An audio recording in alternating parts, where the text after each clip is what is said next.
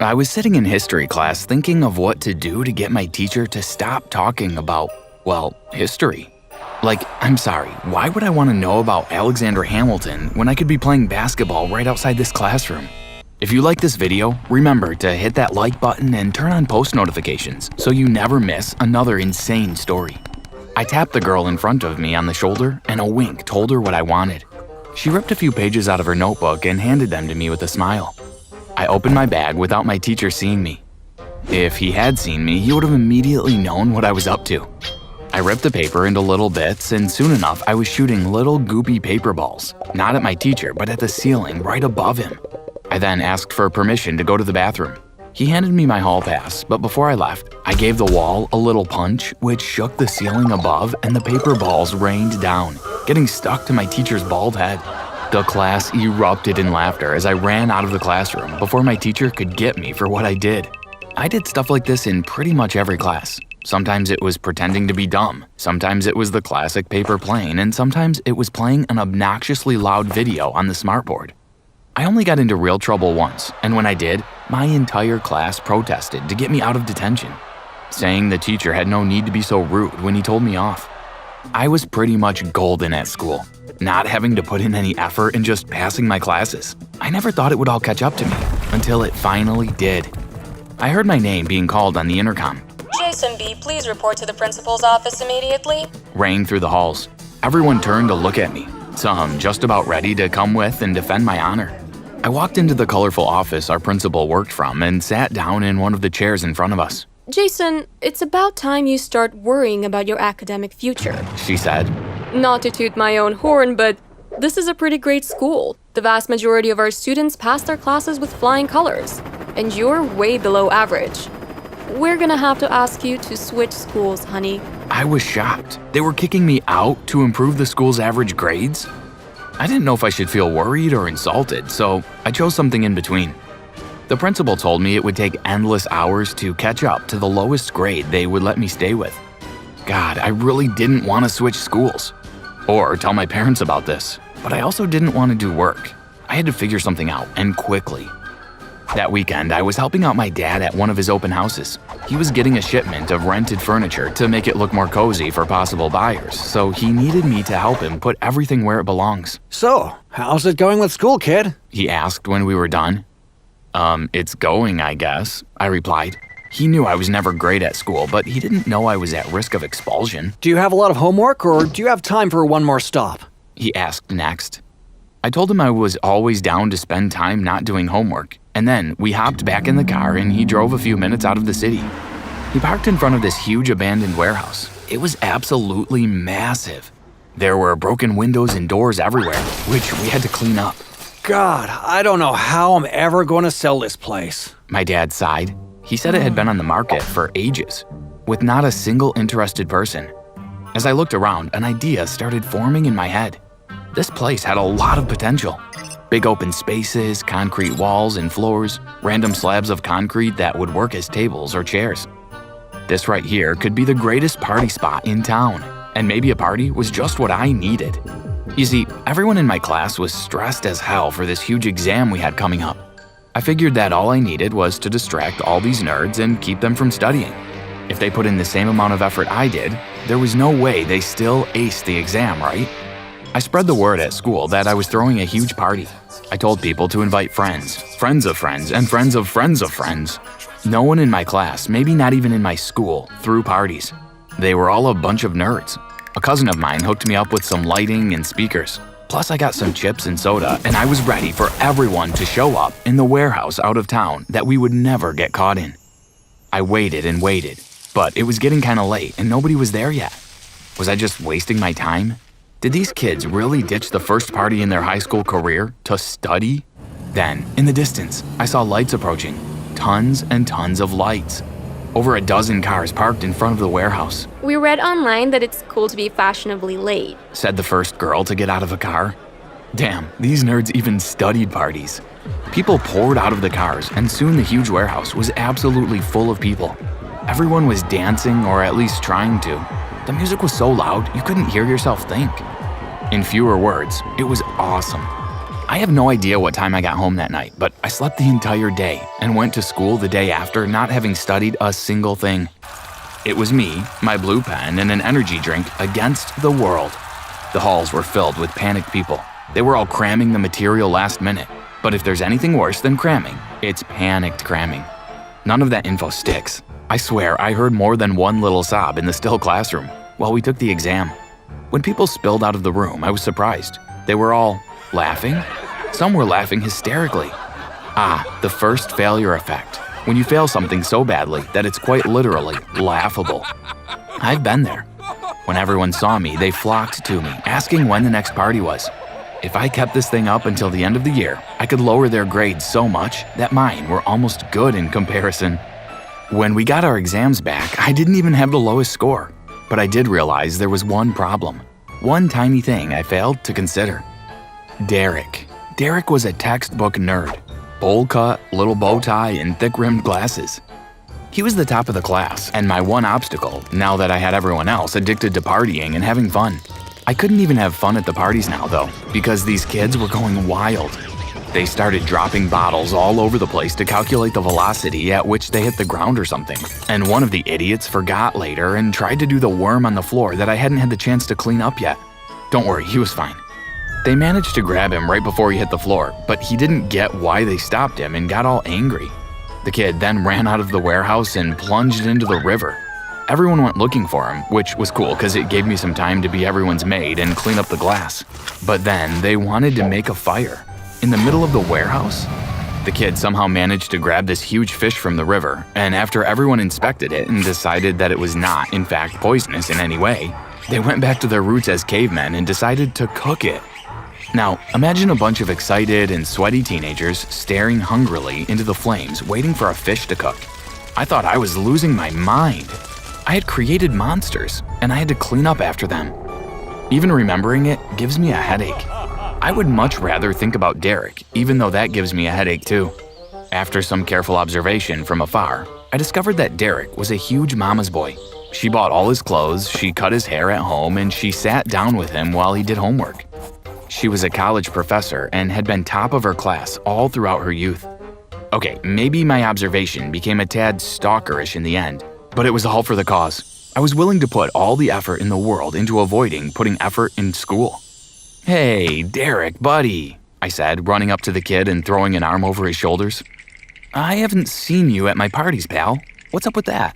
I asked. He sort of panicked when I approached. He started muttering something about his mom not letting him go to parties, that she said they ruin your life and that teenagers were monsters. "Nonsense. Why don't I pick you up tonight and bring you as my guest of honor, bud?" I suggested with my most charming smile. I actually have horse riding lessons tomorrow morning, so I must be in bed by 8 o'clock. He started to drone on before I interrupted him and told him I'd pick him up at 10. He protested, but I patted his back and went to talk to other people. I was sitting in my car outside Derek's house at 10 o'clock sharp that night, but the lights were off. I beeped my horn a couple times, but nothing. I finally decided to get out and go knock on Derek's window. It was thankfully on the ground floor. I knocked a few times and he jolted awake. I waved and smiled as he rubbed his eyes and came up to the open window. The second it was open, I climbed inside. "What are you doing here? It's past my bedtime," he said. "I told you I was picking you up at 10. Chop chop, get dressed," I replied. Then there was a soft knock on the door. Derek? Sweetie? Did you have a nightmare? Why are you awake? Asked his mom through the door.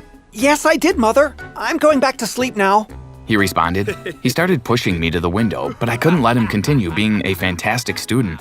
"You think I'm gonna let my best friend waste his Friday night like this?" I whispered to him. He stopped pushing me and his eyes went wide. "I'm your best friend?" he asked. I swear, his lip quivered a little. "Yes, now get dressed, bestie," I whispered back. He got dressed at record speed, but he knocked over a stack of books. His mom suddenly opened the door and her face went sour when she saw a second teenage boy in her son's bedroom way past his bedtime. You stay away from my boy, she shouted as she lunged at me. I swerved her just in time and motioned at Derek to climb out the window. His mom ran after me through the house. I managed to run circles around their kitchen island while she chased after me. I was having fun with this crazy lady shouting all sorts of stuff at me, but I drew the line when she started reaching for kitchen utensils. I was not about to get stabbed for Derek. I ran out the front door with her still hot on my tail. Get in, get in, get in!" I shouted at Derek when I got close to my car. I locked the doors just before she tried to open Derek's door, and we sped right out of there. That Derek said while panting. was the most fun I've ever had in my entire life. The kid smiled. I told him the fun was just starting. I had no idea Derek would be such a party animal. By the end of the night, people were carrying him on top of the crowd and chanting his name. The kid was in heaven. I was having a blast too, for once, until red and blue lights started flashing and sirens approached. Everyone scattered. I grabbed Derek and we sped out of there in my car. I saw that some kids were being shoved into the back of cop cars, but somehow they still looked happy. They were still having the time of their lives, though to be honest, I'd be crying. Derek and I woke up around noon the next day. He didn't want to go back to his house, and my parents didn't mind him crashing in the guest bedroom. While we had breakfast, my dad came out of his office, smiling from ear to ear. Some kids got busted throwing a huge party in my warehouse. Now some millennials want to turn it into a club. I sold it. He exclaimed. I congratulated my old man and was kind of proud that I helped somehow. Only downside was, now I would have to look through his files to find someplace else to throw my parties. 'Cause my classmates were not nearly done partying. Even the ones that got arrested wanted more. I was amazed at the effect I had on these kids. Now it wasn't me disturbing class, it was them. They got busted for doing graffiti on the school walls, for clogging toilets on purpose, and for releasing the frogs we were gonna dissect all over the classroom. They were vandals. Thankfully, they were vandals who were sort of flunking school, so in the end, things worked out in my favor and I didn't get kicked out of school. Was it all worth the trouble? Maybe. It definitely made school a lot more interesting. I followed the line of kids piling into the school hall. It was the end of year assembly and the whole school was gathered to hear their academic achievements. I took a seat at the back of the room, trying to look inconspicuous. There was a buzz in the room as everyone chatted away nervously. I was also nervous, but not for the reason you might think. I was probably the only person in that room who was dreading hearing their results. As the principal started calling out people's names one by one, there were shouts of joy as people went up to collect their awards. Trophies for the best soccer player and awards for the best drama students. Finally, it was time for the award that everyone had been waiting for, the Student of the Year Award. The principal picked up his microphone and started talking. Now it is time to give out the Student of the Year Award. As you all know, this is a very prestigious award. It is only ever given to the most dedicated, hard-working student in the school. The student who has won this year has achieved outstanding success, getting A's in every single subject. So this year it gives me great pleasure to announce the winner is Martin Anderson. The whole school broke out into applause and all eyes turned towards me. I just sat there, frozen to my seat. Suddenly, I felt someone nudge me from behind. Go on, Martin, go up and get your trophy. As I stood up and walked toward the stage, I could feel everyone's eyes on me. In a daze, I shook the principal's hand and listened as he congratulated me. Very well done, Martin. You should be proud of yourself. I took the trophy from his hand and walked back to my seat. I had never felt so miserable in all of my life. I was devastated. But before I go on, make sure you like and subscribe and hit that notification bell so you won't end up humiliated like I was. I can imagine you're probably wondering what's wrong with me. I mean, it should have been one of the best moments of my life, right? Well, it was the opposite. You see, I knew that me getting the trophy was going to bring me to the attention of Brian and Alex. They're the most popular couple at our school, but they are also the meanest, and I was about to become their next victim. They hated anyone that did well in school and went out of their way to make his or her lives a misery. Whenever someone did well in class, they would be the first people to criticize them. I really didn't want to get on the wrong side of those two. As soon as the principal told us we could leave, I picked up my trophy and ran out of the hall as fast as I could. All I wanted to do was get out of school without talking to anyone. But luck wasn't on my side. As I walked down the hall to get my coat and bag, everyone stopped me to say well done or congratulations. Eventually, I managed to get to the lockers and grabbed my bag. But just when I thought I had managed to avoid them, who should come walking in the opposite direction but Brian and Alex? Oh, look who we have here, Alex. Only the Student of the Year. I tried to ignore them, but they wouldn't give up. I bet you think you're so cool, don't you? I mumbled something under my breath about being in a hurry, having to get home, but they just ignored me. You know, only the biggest nerds ever win that trophy. Yes, it's probably only some cheap plastic thing anyway. Let's have a look, shall we? With that, Brian tried to grab the trophy out of my hand. I held onto it as hard as I could, but he was bigger and stronger than I was. I watched in dismay as he pulled it from me and dropped it on the ground. The trophy smashed into hundreds of little pieces. Oops, sorry. My eyes started filling with tears as I saw how they had destroyed my trophy. Oh, Alex, look, I think he's gonna cry. Cry, baby. Cry, baby. I ran out of the school building and into the yard. Some of my friends had seen what Brian and Alex had done, and they came over to try and comfort me. Just ignore them, Martin. They're not worth it. It's only a trophy. Everyone still knows that you're the student of the year. You don't need a trophy to show it. Even though I knew they were right, I couldn't help feeling sad that I didn't have the trophy to show to my parents. I knew my mom and dad would be so proud of me. Now, I wouldn't be able to tell them that I had won Student of the Year. If I did, they would want to see my trophy. Then I would have to explain what Brian and Alex had done. If I did that, they would start worrying about me being picked on, and I didn't want them getting stressed. So when I got home, I didn't mention anything to them. I could tell my mom was suspicious that I wasn't my usual self. But when she asked me if I was okay, I just told her that I had a bit of a headache. I think I'll just go and lie down for a while. Okay, darling. Try to have a sleep and you will feel better then. Yes, I'm sure I'll feel much better in the morning. As I lay on my bed, I thought about what Brian and Alex had done. They are so mean. I really detest them. Thank goodness it's the holidays. I won't have to see them for the next 2 weeks. For the rest of the holidays, I didn't give them any thought. I just enjoyed being at home with my family, having long lie-ins and watching as much TV as I wanted. I also had our trip away to look forward to, because even though my parents weren't wealthy, we always had a little vacation during the holidays. I was excited because this year we were going to stay with my cousins for a few days. They had a huge farm in the countryside, and it was always so much fun there.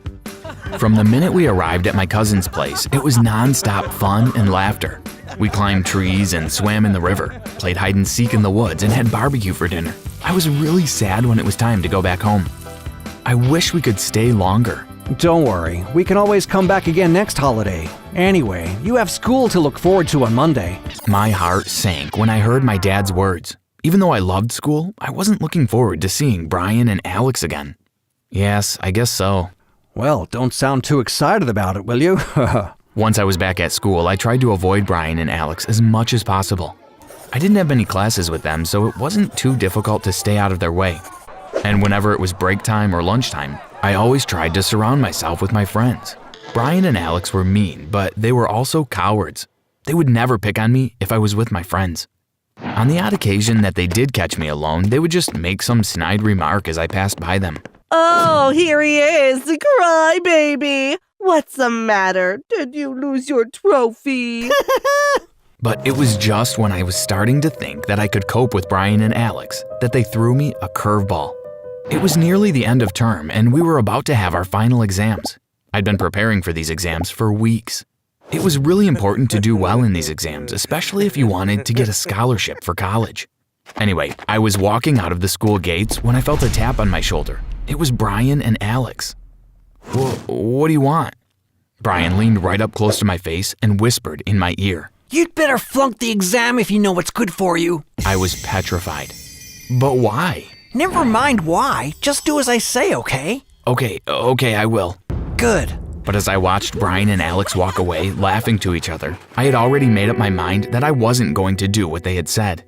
I don't care what they do to me. I'm not going to flunk the exams. You see, I knew that there was no way my family could afford to pay for me to go to college.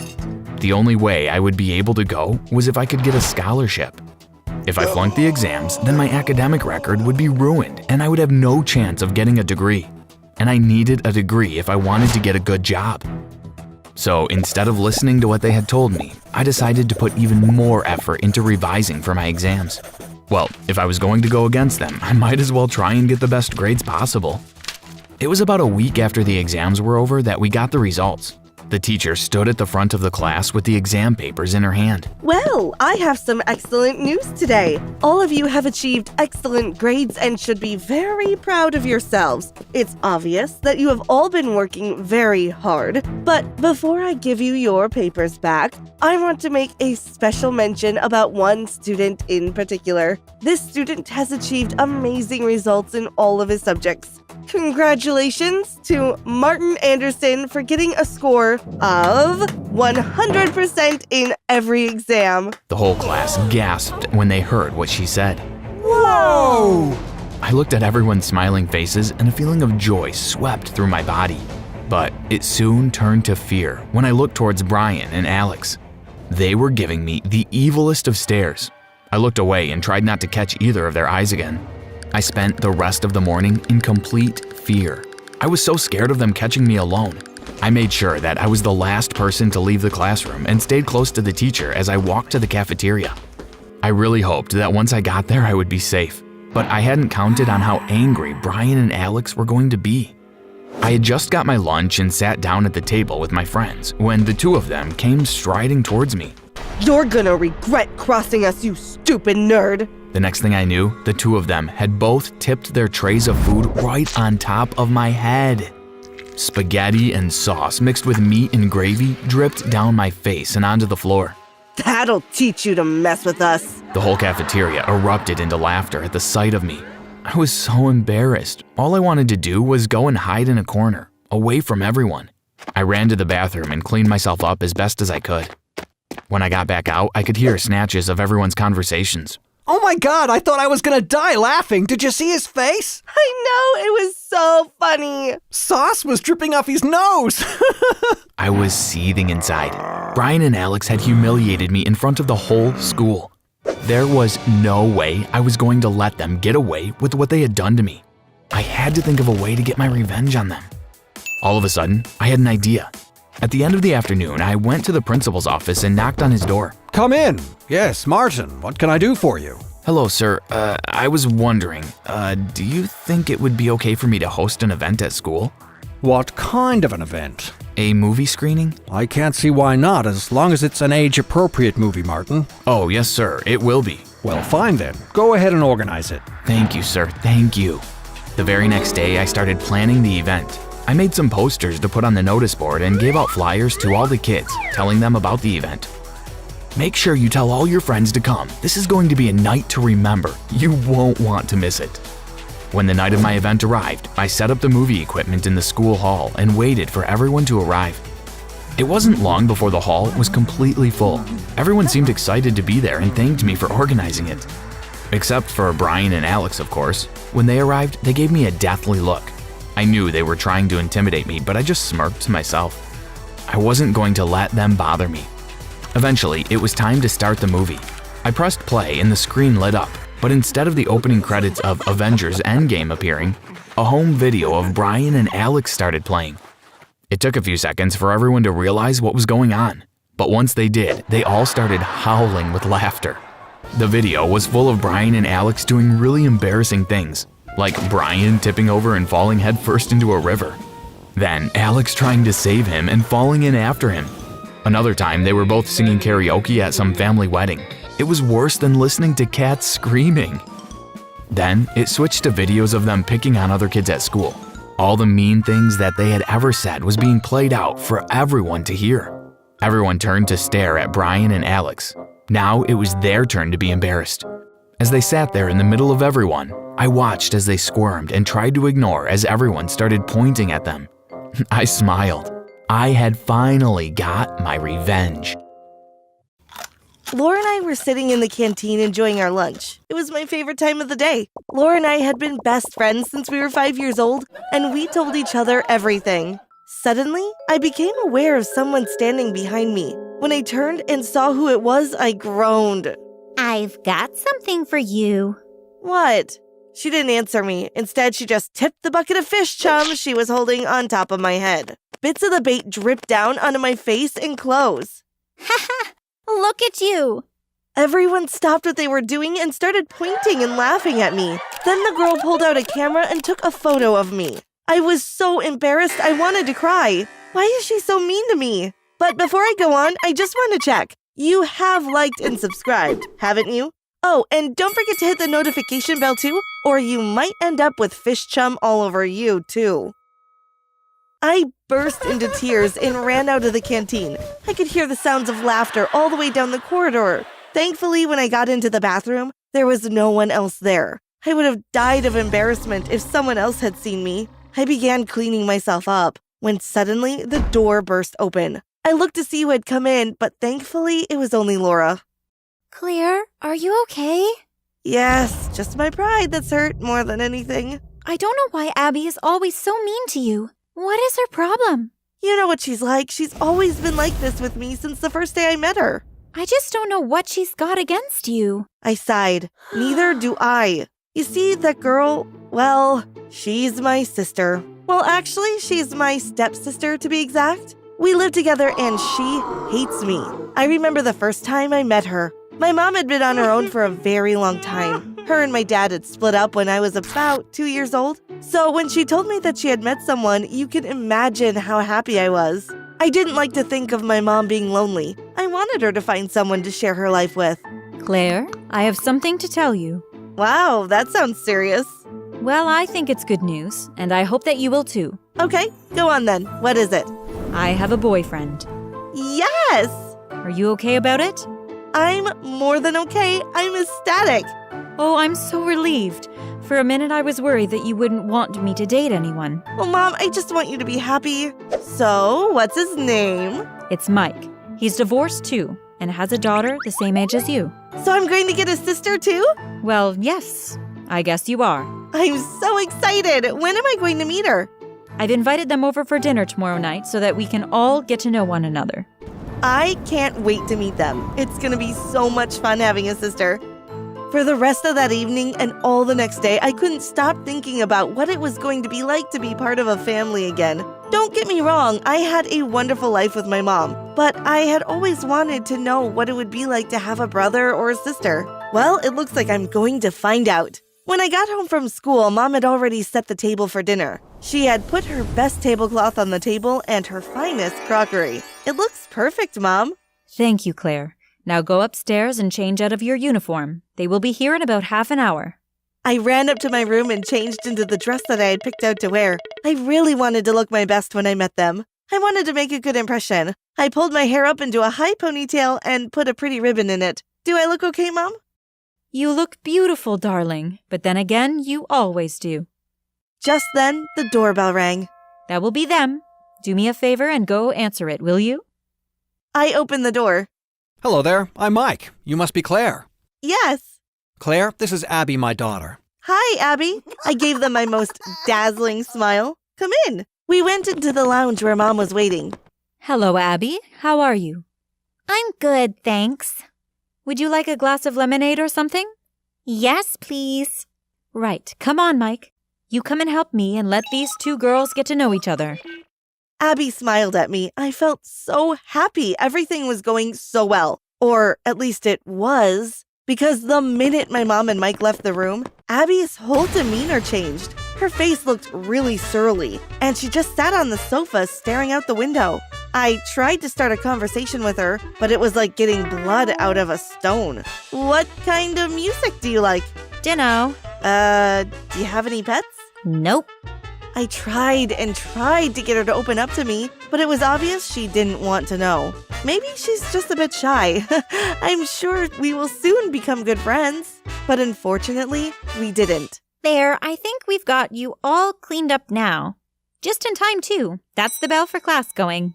The rest of the afternoon, I stayed well out of Abby's way. Luckily, we didn't have that many classes together, so it wasn't that difficult to avoid her. When the bell went at the end of the day, I got my coat and I went to find Laura. Is it okay if I come home with you? I really don't want to see Abby when I get home. Sure, no problem. Thanks. When we got to Laura's house, her mom was in the kitchen. Mom, Claire's here. We're gonna go up to my room. Okay. Hi, Claire.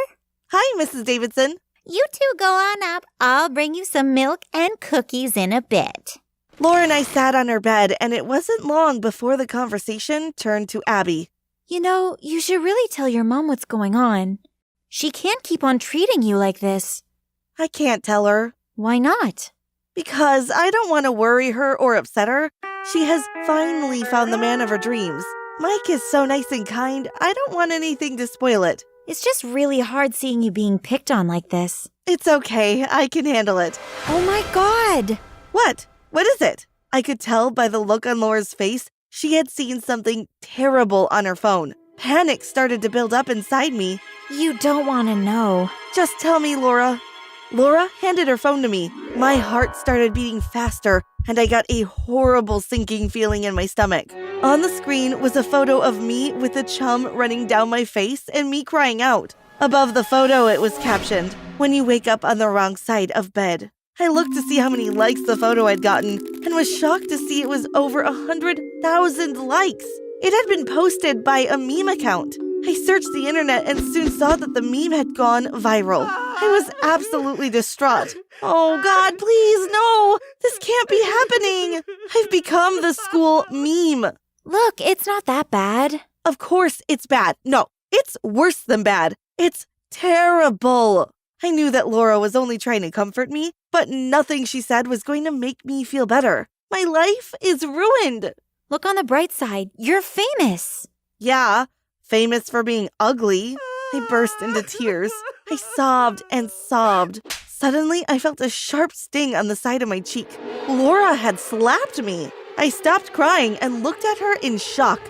Pull yourself together. But No buts. Yes, this is embarrassing, but this gives you the perfect opportunity to get your revenge. revenge? You heard me. I thought for a second about what Laura had said. Do you really think I could? I know you can, and I'm going to help you. Laura and I put our heads together and started to think up a plan. The next day at school, I spotted Abby sitting in the canteen with her friends. I winked at Laura, and she nodded at me. The two of us walked over to where Abby and her friends were sitting. What do you want? I tipped a bucket full of beetles right on top of Abby's head. Ah! Ah! Abby and her friends started screaming and ran out of the room. But before they went, I made sure that I got plenty of photos of them. Laura looked at me and we both burst out laughing. You're gonna pay for this, Claire.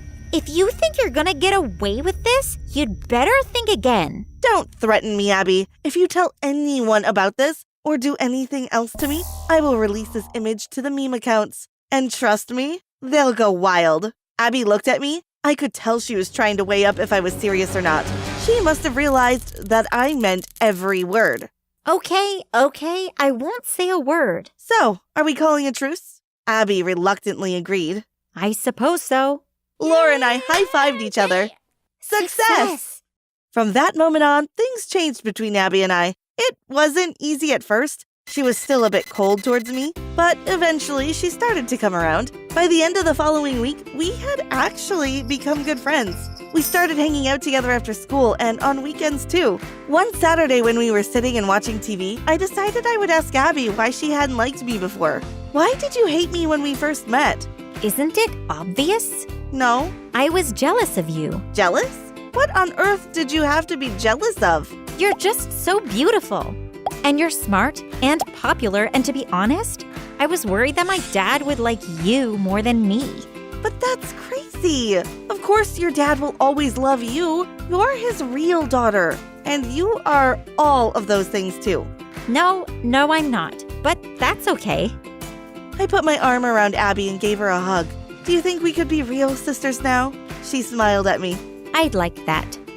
Months and months passed, and Abby and I just got closer and closer. We put everything that had happened in the past behind us and never spoke about it. Things were really great between us until one day when it all came crashing down. I was at home alone when Abby came bursting into my room. We had a deal. I had no idea what she was going on about. You promised me. What? Abby showed me her phone. On it was the photo of her covered in beetles. And above it was the caption, "When he says you're pretty, but the lie detector says it's a lie." I never sent that. Abby burst into tears. How could you do this? I trusted you. Honestly, Abby, I'm telling you the truth. It wasn't me that sent them the photo. I wouldn't do that to you. Well, if it wasn't you, then who was it?